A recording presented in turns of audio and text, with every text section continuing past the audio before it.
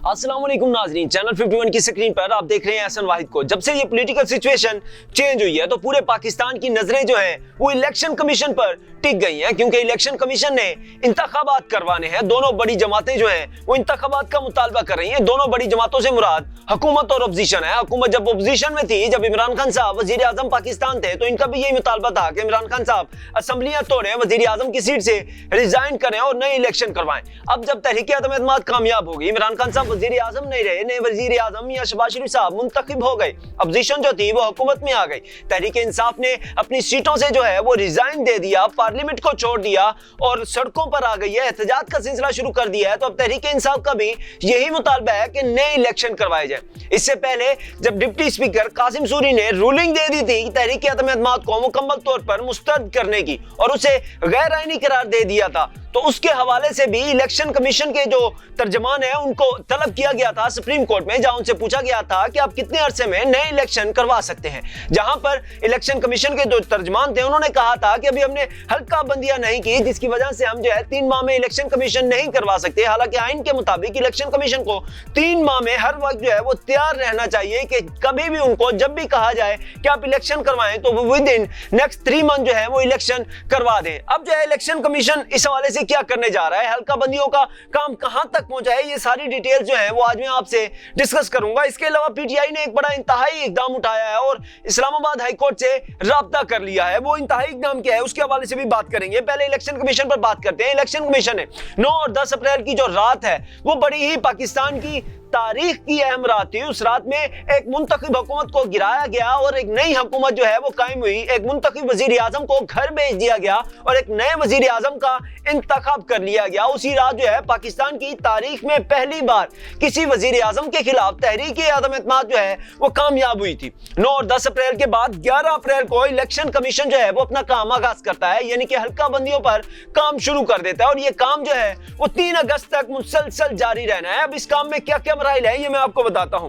Schedule के मुताबिक हल्का बंदियों की कमेटियों का जो ट्रेनिंग का सिलसिला है वो इस वक्त इलेक्शन कमीशन की तरफ से जारी है। हल्का बंदियां जो कमेटियां हैं जिन्होंने हल्का बंदियां बेसिकली करनी है, उनकी ट्रेनिंग इस वक्त की जा रही है, उन्हें बताया जा रहा है, उन्हें सिखाया जा रहा है कि किस तरह से आपने ये काम पाए तकमील तक पहुंचाना है और किस तरह से ये सारा सिलसिला जो है आपने मुकम्मल करना है। इलेक्शन कमीशन ने तमाम अदारों से तमाम इलाकों के नक्शा जात और डेटा हासिल कर लिया है कि इस अदारे के इस इलाके का नक्शा क्या है, इस इलाके में अफराद की तादाद क्या है, इस इलाके में खवातीन कितनी है, इस इलाके में मर्द कितने हैं, यंग कितने हैं और बच्चे कितने हैं इस इलाके में, वो डेटा भी हासिल कर लिया गया है।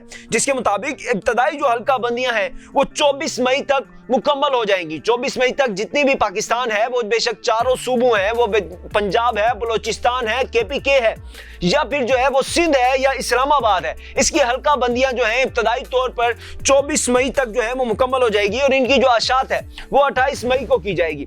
इसके बाद जो है 29 मई से 28 जून तक एतराजात और अपीलें जो हैं वो सुनी जाएंगी। जिनके एतराजात होंगे, जो इनके खिलाफ अपीलें करेंगी, जिनको कुछ मसाइल का सामना होगा, जो कहेंगे ये हल्का बंदियां दुरुस्त नहीं की गई, उनकी जो है वो बातें सुनी जाएंगी, उनकी जो है अपीलों पर समाअत होगी और वो जो 28 जून है ये वो डेट है जब तक वो एतराजात या जो अपीलें हैं वो इलेक्शन कमीशन को जमा करवा सकते हैं, इलेक्शन कमीशन को बता सकते हैं। इसके बाद इन अपीलों पर, इन एतराजात पर समाअतों का सिलसिला शुरू होगा। इन अपीलों और एतराजात पर जो समाअतों का सिलसिला है वो 1 जुलाई से लेकर 30 जुलाई तक जो है वो जारी रहेगा, जिसमें तमाम मसाइल हल किए जाएंगे। हल्का बंदियों के हवाले से किसी भी सियासतदान को कोई भी मसला है उसका जो मसला है वो सॉल्व किया जाएगा। हल्का बंदियों के हवाले से, आवाम की तादाद के हवाले से किसी जो भी मसाइल होंगे वो सारे जो है वो दूर किए जाएंगे और इसके बाद 3 अगस्त को जो है वो हल्का बंदियों की हतमी अशात कर दी जाएगी, जिसके बाद ना ही किसी किस्म की अपीलें सुनी जाएंगी, ना ही किसी किस्म के एतराजात सुने जाएंगे।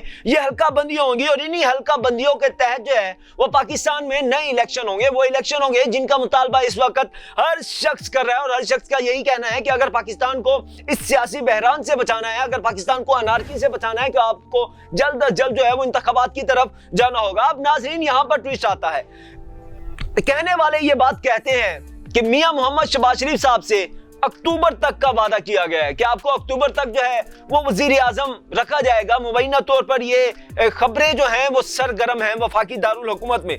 और इसके अलावा जो नवंबर है اس میں ایک بڑی تعیناتی بھی ہونی ہے, بڑی اہم عہدے پر بڑی اہم جو ہے وہ تعیناتی ہونی ہے, اور اس کا معاملہ بھی زیر بحث ہے. وہ تعیناتی ہونے کے بعد جو ہے وہ نئے الیکشن کی طرف جایا جائے گا. اب نئے الیکشن ممکنہ طور پر اگر ہم دیکھیں تو پاکستان میں ہوتے ہوئے 2023 کے 2023 یہ 2022 لگا ہوا ہے, اس میں تو نئے انتخابات نہیں ہونے جا رہے, کیونکہ 3 اگست کو اگر حلقہ بندیاں جو ہے وہ مکمل ہو جائیں گی, اس کے بعد نئی اس حکومت نے جو ہے وہ ڈیزالو ہونا ہے. اب یہ حکومت نئی, اگر یہ حکومت ڈیزالو ہو جائے گی, جو 29 نومبر کی تعیناتی ہونی ہے, بڑی اہم تعیناتی ہونی ہے, وہ اب جو کیئر ٹیکر گورنمنٹ آئے گی وہ تو نہیں کر سکتی, تو یہی منتخب حکومت ہے, تو پھر یہی تعیناتی کر کے جائے گی. اگر یہی تعیناتی کر کے جائے گی تو پھر اس کے بعد اس حکومت نے ڈیزالو بھی ہونا ہے, 3 مہینوں کے لیے نئی کیئر ٹیکر گورنمنٹ نے بھی آنا ہے. تو اب جو نئے انتخابات ہیں وہ تو 2023 کے فروری یا پھر مارچ میں نظر آ رہے ہیں, یعنی کہ 2023 جو ہے پاکستان میں انتخابات کا سال ہوگا. اگر اس صورت میں یہ جو پارلیمنٹ ہے یہ اپنی مدت پوری نہیں کرتی, کیونکہ یہ اپنا اخلاقی جواز تو کھو بیٹھی ہے. سب سے بڑی جو پارلیمانی جماعت ہے تحریک انصاف, اس نے تو اپنے ریزائن دے دیے, اپنے استعفے دے دیے, خود کو جو ہے سیاست سے الگ کر لیا. انہوں نے کہا ہم ان لوگوں کے ساتھ نہیں بیٹھ سکتے جو بیرونی سازش کے ساتھ مل کر پاکستان کی منتخب حکومت کو گرایا گیا, پاکستان کی منتخب حکومت کے ساتھ جو ہے وہ کھلواڑ کیا گیا. تو پی ٹی آئی نے جو ہے ان لوگوں کے ساتھ بیٹھنے سے انکار کر دیا اور 123 نشستوں سے جو ہے وہ استعفا دے دیا, جو کہ ایک بہت بڑی پاکستان کی پارلیمانی اور سب سے بڑی پارلیمانی جماعت جو ہے وہ اس وقت پی ٹی آئی ہے, جس نے جو ہے وہ ریزائن کر دیا ہے, پارلیمنٹ میں موجود نہیں ہے. پھر بھی یہ پارلیمنٹ چل رہی ہے, اخلاقی جواز جو ہے یہ اپنا کھو چکی ہے. اب جو نئے انتخابات ہیں وہ پاکستان میں یقیناً اگر یہ پارلیمنٹ جو اپنی مدت پوری نہیں کرتی, جو کہ کرتی ہوئی نظر نہیں آ رہی, 16 جماعتیں ان کے آپس کی لڑائیاں بھی بہت زیادہ جاری ہیں, تو پھر فروری یا پھر مارچ 2023 میں ہوتے ہوئے نظر آ رہے ہیں.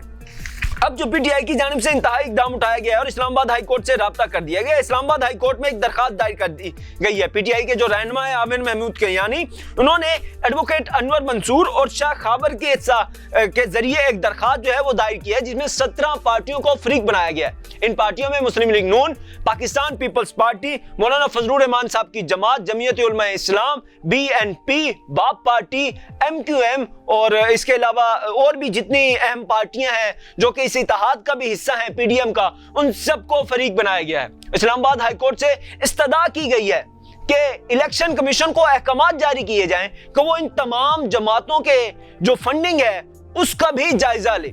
وہ بھی جو پاکستان کی بڑی وہ بینک ہے اسٹیٹ بینک آف پاکستان, اس کے تھرو جو ہے ان کے اکاؤنٹس کی جانچ پڑتال کی جائے, اور 1 ماہ کے اندر جو ہے یہ ان ساری چیزوں سے نپٹا جائے, اور الیکشن کمیشن جو ہے وہ غیر جانبداری کا مظاہرہ کرتے ہوئے تمام جماعتوں کے جو اکاؤنٹس کی تفصیلات ہیں وہ 1 ماہ کے اندر اکٹھے جو ہے وہ شائع کرے. یعنی کہ پی ٹی آئی کا کہنا ہے کہ ہمارے ساتھ ناانصافی کی جا رہی ہے, صرف ایک جماعت کو ٹارگٹ کیا جا رہا ہے, صرف ایک جماعت کو نشانہ بنایا جا رہا ہے, صرف ایک جماعت کے خلاف ہی تحقیقات کی جا رہی ہیں, صرف ایک جماعت کو ہی جانچ پڑتال کے وہ جو ہے ترازو میں رکھا جا رہا ہے. دوسری جماعتوں کو کیوں استثناء حاصل ہے؟ ان کے خلاف بھی یہی سلوک ہونا چاہیے. جو ہمارے خلاف ہو رہا ہے ان کے خلاف بھی ویسی تحقیقات ہونی چاہیے. جو ہمارے خلاف ہو رہی ہیں ان کو بھی اسی چھلنی سے گزرنا پڑے جس سے ہمیں گزارا جا رہا ہے. یہ پی ٹی آئی کا بنیادی مطالبہ ہے. اب اس پر اسلام آباد ہائی کورٹ میں سماعت ہوگی. اسلام آباد ہائی کورٹ اس بارے میں کیا کرتا ہے کیا نہیں کرتا یہ تو آنے والا وقت بتائے گا. لیکن ایک چیز تو طے ہے کہ پی ٹی آئی نے اس معاملے پر جو ہے وہ کھل کر سامنے آ گئی ہے. کل وزیر اعظم عمران خان صاحب نے جو پریس کانفرنس کی اس میں بھی انہوں نے کہا تھا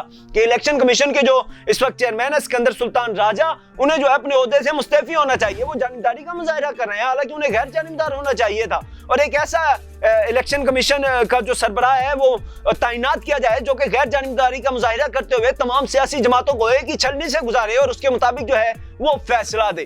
اب اسلام آباد ہائی کورٹ اس پر کیا فیصلہ دیتی ہے اور کس طرح سے اس کیس کو دیکھتی ہے یہ تو آنے والا وقت بتائے گا. لیکن اگر ناظرین آپ کو میری یہ ویڈیو پسند آئی ہو تو ہمارے یوٹیوب چینل کو سبسکرائب اور ہمارے فیس بک پیج کو لائک کر لیجئے. شکریہ.